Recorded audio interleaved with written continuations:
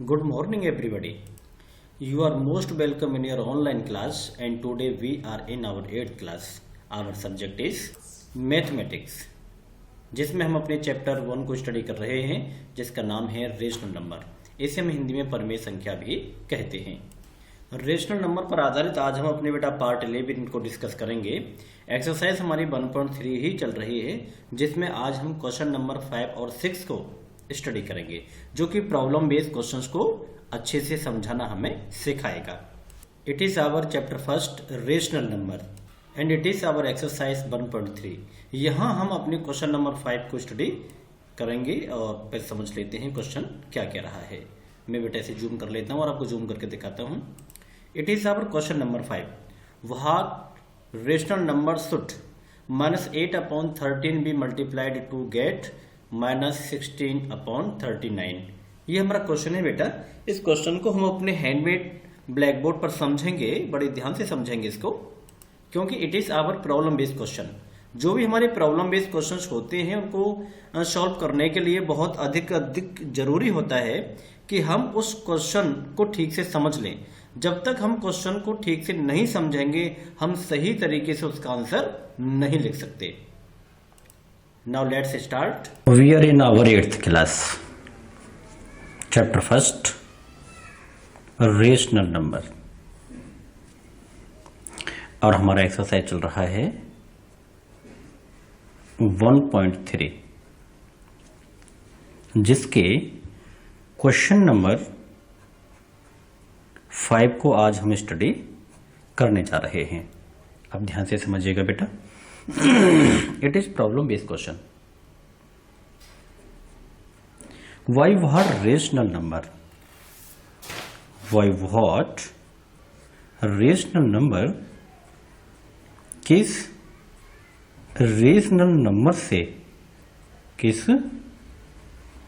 Rational number से should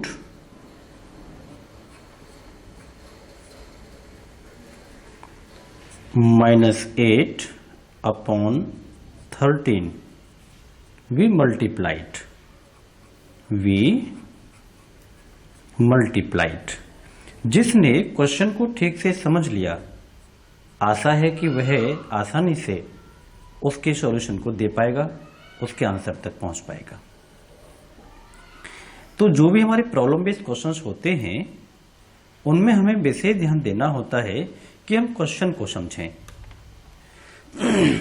question यदि हम बात करें समझने के लिए, इसके हिंदी रूपांतरण को देखें तो यहां पर हमारे सामने जो लैंग्वेज लिखी है, हमें उसे समझना होगा। बाय व्हाट रेशनल नंबर, किस रेशनल नंबर से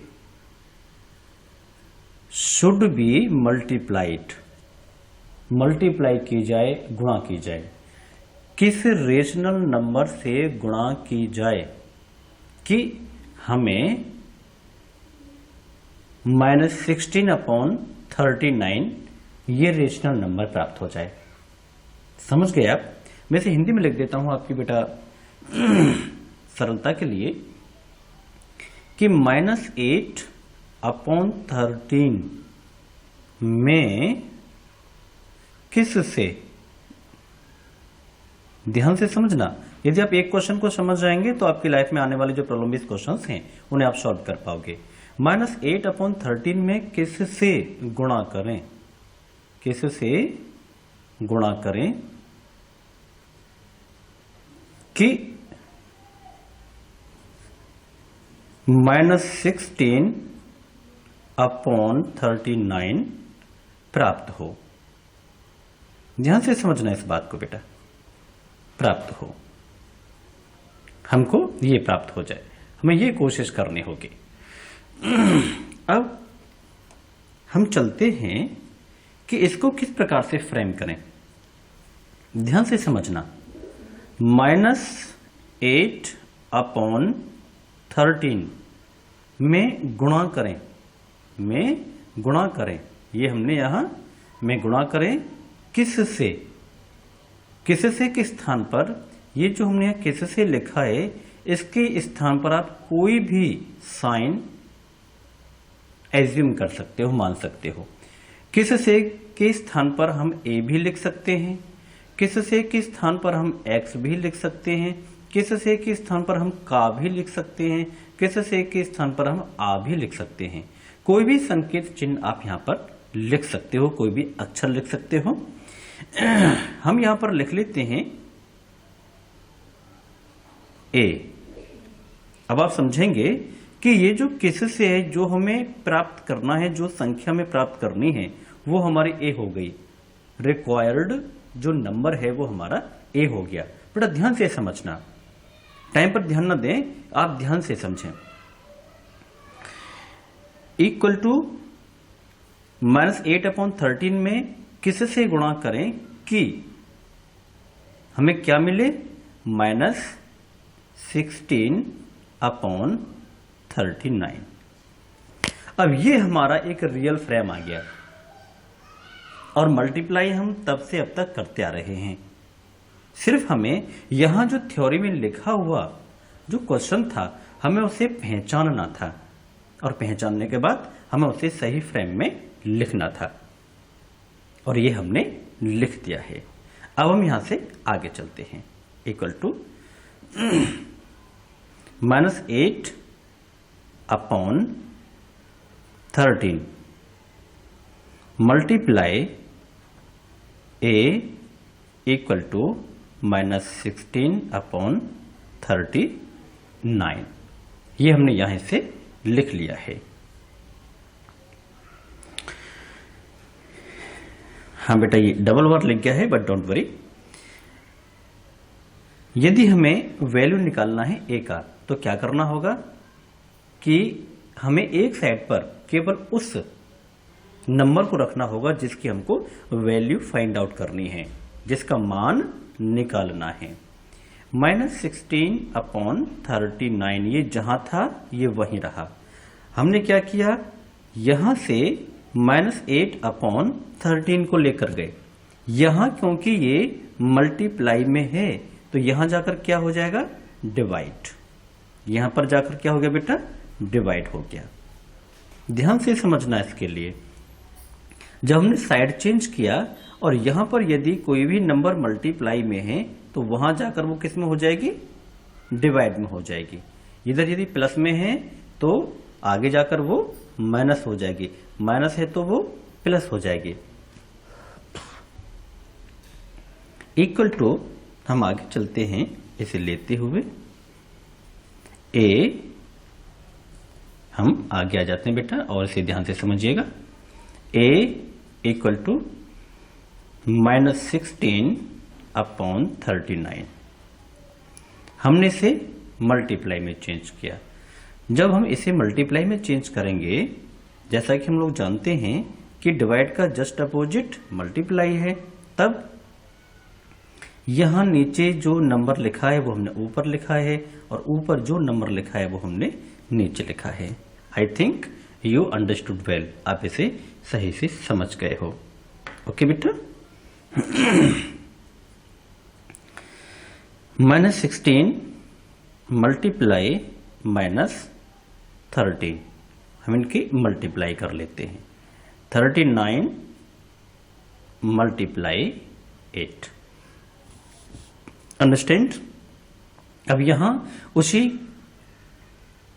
प्रकार जैसे हम पहले इनको करते चले आए हैं, 8 बन जा 8 और 8 2 जा 16। हमने 8 से दोनों को डिवाइड किया है। अब हम देखते हैं कि यहां पर 13 ऊपर है और 39 नीचे है। क्या ऐसा कोई नंबर है जिससे हम इन दोनों को डिवाइड कर सकें? है 13। 13 बन जा 13 और 13 3 जा 39। हमारे पास नंबर आ जाता है बेटा, इट इज हियर।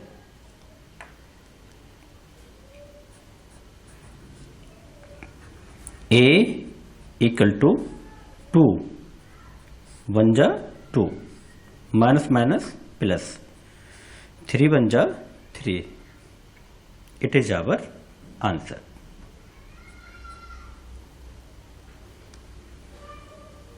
अब लेते हैं हम अपना बेटा 1.3 का question number 6। Why what rational number should -10/33 be divided to get -15/44? इस क्वेश्चन को हम लोग लेते हैं और इसको भी विस्तार से उसी प्रकार समझते हैं जैसे कि हमने क्वेश्चन नंबर 5 को समझा है। It is question number 6। Question number 6 क्या क्वेश्चन है बेटा हमारा?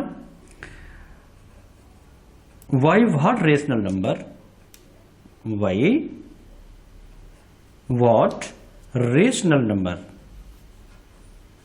किस रेशनल नंबर से, किस रेशनल नंबर से should -10/33 be divided to get -15/44। That's means इसकी हिंदी को हम समझ लेते हैं। मैं आपकी सरलता के लिए इसे एक बार हिंदी में भी लिखकर आपको समझा देता हूं कि -10/33 में किससे ध्यान से समझना बेटा, भाग करें, किससे भाग करें, किससे डिवाइड करें कि -15/44 प्राप्त हो। क्वेश्चन को हम जितने अच्छे से समझ लेंगे उतना ही बेहतर हम उसका आंसर दे सकते हैं और बहुत आसानी के साथ। इस बात को हमें विशेष ध्यान रखना होता है। मेजर प्रॉब्लम लैंग्वेज कोई भी हो, चाहे हिंदी लैंग्वेज है, इंग्लिश लैंग्वेज है या कोई भी रीजनल लैंग्वेज है, उसमें मेजर प्रॉब्लम्स होती है बच्चों को कि जो क्वेश्चन मैथ में प्रॉब्लम बेस्ड होते हैं, प्रॉब्लम बेस्ड थ्योरेटिकल क्वेश्चन होते हैं, तो थ्योरी को समझ पाना और उसमें से क्वेश्चन क्या पूछ रहा है उसे मैथमेटिकल लैंग्वेज में लिखना ये मुश्किल होता है। यदि हम ये कर पाते हैं तो हम बड़ी आसानी से मैथमेटिक्स की जो भी कैलकुलेशंस हैं उन्हें सॉल्व कर लेते हैं। तो मैं समझता हूं आप इस चीज को समझ पा रहे होंगे कि -10/33 में किससे भाग करें कि -15/44 हमें मिल जाए। देखते हैं। लेट हम एज्यूम कर लेते हैं, लेट द डिजायर्ड नंबर जो भी हमारा नंबर हमें चाहिए उसे हम एज्यूम कर लेते हैं, मान लेते हैं इक्वल टू a, यानी कि यहां किससे भाग करें, ये जो हमने क्वेश्चन है ये इसमें लिख लिया, ये जो a है ये इसके स्थान पर लिखा गया बेटा। अकॉर्डिंग टू क्वेश्चन हम लोग बात करते हैं -10/33 divided a equal to -15/44। It is done. अब हम इसे और किस प्रकार से बेटा लिख सकते हैं हम लोग देखेंगे इसको। यहां यदि हम इसको एक साइड पे लेते हैं तब हमें क्या संख्या प्राप्त हो जाती है, -10/33 डिवाइडेड -15/44। अंडरस्टैंड। यहीं पर हम लोग देखेंगे